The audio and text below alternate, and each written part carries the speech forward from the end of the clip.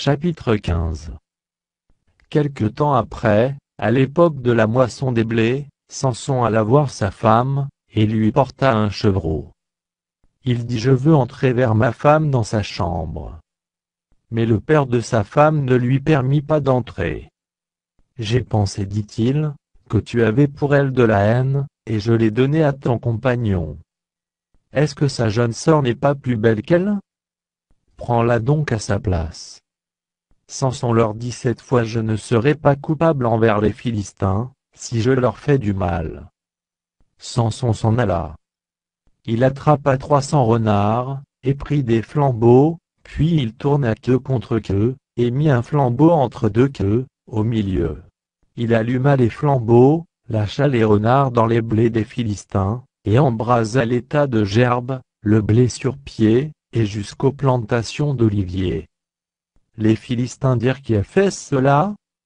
On répondit: Samson, le gendre du Timnien, parce que celui-ci lui a pris sa femme, et l'a donnée à son compagnon. Et les Philistins montèrent, et ils la brûlèrent, elle et son père. Samson leur dit: Est-ce ainsi que vous agissez? Je ne cesserai qu'après m'être vengé de vous.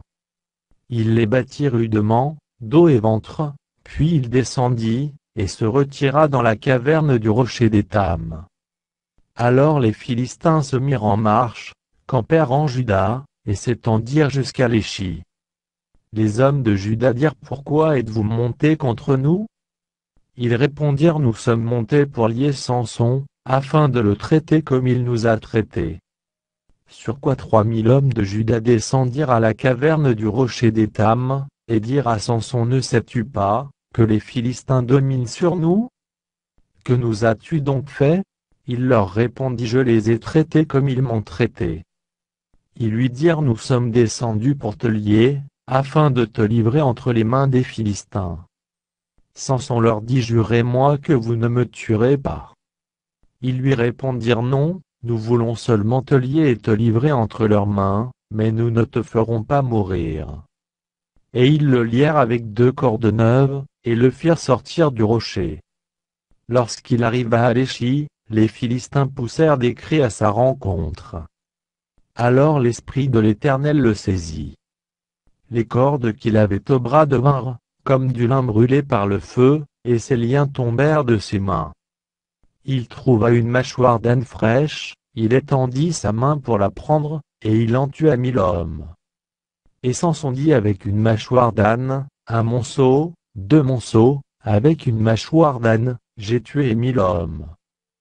Quand il eut achevé de parler, il jeta de sa main la mâchoire. Et l'on appela ce lieu Ramath-Léchi. Pressé par la soif, il invoqua l'Éternel, et dit: C'est toi qui as permis par la main de ton serviteur cette grande délivrance. Et maintenant mourrai-je de soif, et tomberai-je entre les mains des incirconcis? Dieu fendit la cavité du rocher qui est à Léchi, et il en sortit de l'eau. Samson but, son esprit se ranima, et il reprit vie. C'est de là qu'on a appelé cette source en Acorée, elle existe encore aujourd'hui à Léchi. Samson fut juge en Israël, au temps des Philistins, pendant 20 ans.